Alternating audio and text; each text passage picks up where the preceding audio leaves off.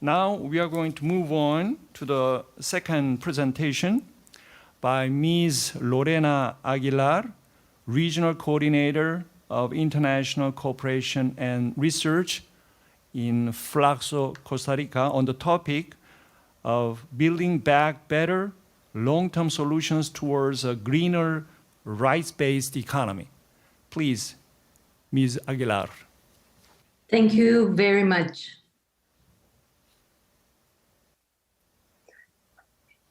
Can you see the screen? Yes. Yes. Okay, well, thank you, Dr. Kim. Thank you very much. Greetings to everyone from Costa Rica. So let's start talking a little bit how Latin America was living the beginning of the pandemic. The divide was definitely centered in how unprepared our healthcare was and how unprepared our whole system was for managing unpredicted disasters, our hospitals, PPE. There was also this period that we're still facing about finger pointing, finding the culprits, who should be blamed. And we still are going through these trial and error solutions, short-term responses. Should we keep the people in the houses? Should we them mobilize? How much? When? And then we have also seen that the integration system in Latin America is suffering because we have right now, and we're facing what we call this every man for himself approach. And we see the governments competing with each other in the world market, for example, for medical equipment. But one important thing that COVID showed us is that it's just more than just a health issue. As the Secretary General of the United Nations had pointed out, the debate has morphed of underlying structural and institutional inequalities that had been revealed. And you need to remember that Latin America is the most unequal region in the world. So it's an X-ray that has revealing the fractures in the fragile skeleton of our societies. We have built poverty and social exclusion, and they're not product of the coronavirus, but it has magnified definitely in its impact. And also exposed the fallacies and the falsehoods. The lie that free markets can deliver healthcare for all the fiction that unpaid care work is not work, and the myth that we are all in the same boat. So let me share how did the COVID found us in Latin America and the Caribbean.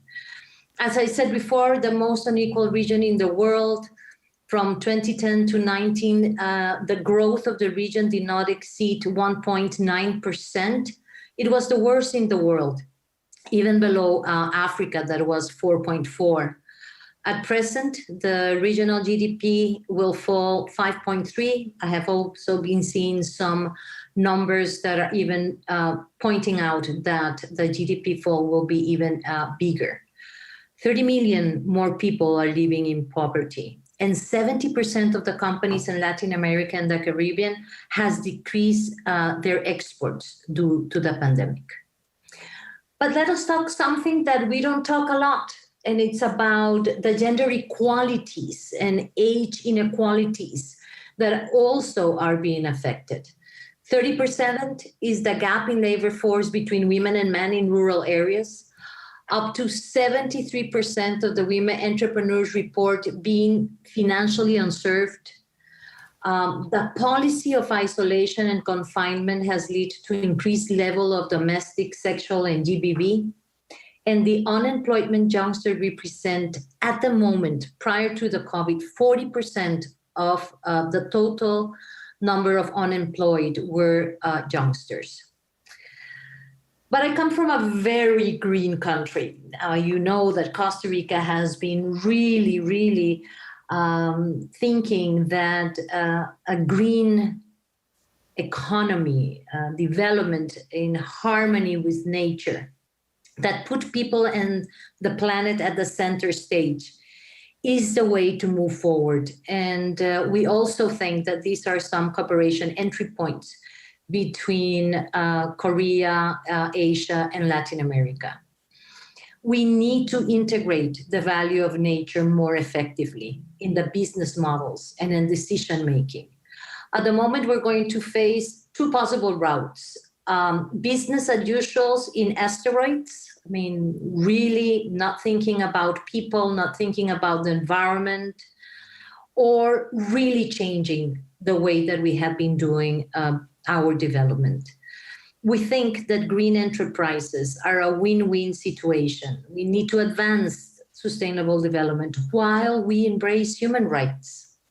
We cannot forget that 7 of the Sustainable Development Goals deal with environmental issues out of the 17.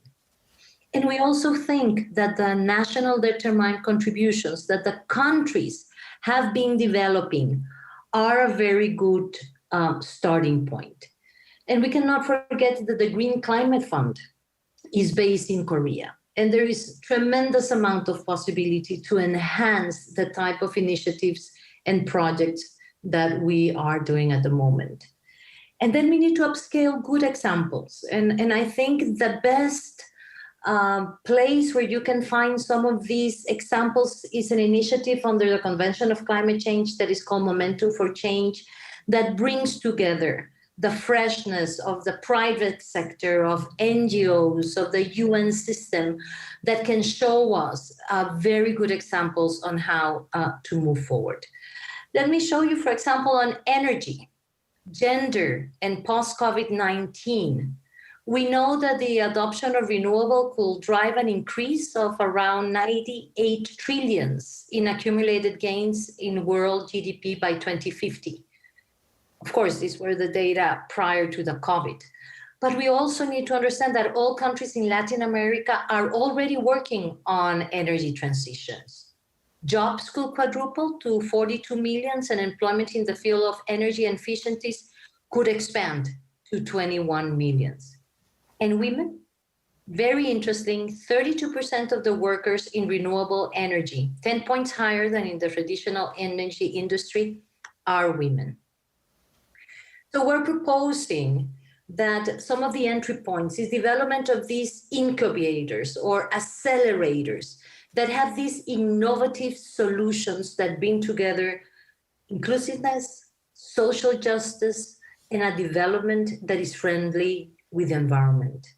We need to talk about productive chains. For example, the electrical trains that in Latin America are now starting in the majority of the countries can have side enterprises to go along. Where is going to have the textiles that are going to be produced to change the covers in the trains? Where are going to be the cards that are going to be used? So if you really dismantle these productive chains, you can generate a lot of small enterprises around them. Of course, we need the development of new skills, especially IT. If something COVID has shown us is the digital gap that we have, especially in the poor of the poorest. And short term, very short term, we can enhance the health systems, but we need to have a perspective, a longer perspective than just that immediate thing. I come from FLACSO, the Faculty of Social Sciences, and we think that we can become a bridge between Korea, Latin America, and the Caribbean. We can provide technical and academic cooperation that could help us move collaborative and interdisciplinary work. We can have exchange programs between Korean institutions specialized and Asian institutions specialized in Latin America, and work on the generation of new knowledge, the interchange of good experiences, and the development of academic projects that do not remain only in producing good studies, but also unfolding the know-how to do it. This is time for implementation. And of course, keep on providing technical training for decision makers in innovative knowledge and innovative thinking. And just to end with a positive sense, we cannot forget that the Black Plague gave way to Renaissance. And so this is the time that we can use the same energy for COVID. Thank you very much. Thank you very much, Ms. Lorena Aguilar. Yeah, I particularly like your last comments. We need to learn lesson from the Black disease several centuries ago. Dr. Lorena Aguilar actually wanted to emphasize that we have to look at COVID-19 crisis beyond the health issue per se. Instead, we have to take into account the existing problems such as inequality, poverty, all the sustainable development issues. And she also suggested to focus on value of nature even in the business models. Very interesting points. We also look forward to follow-up questions later.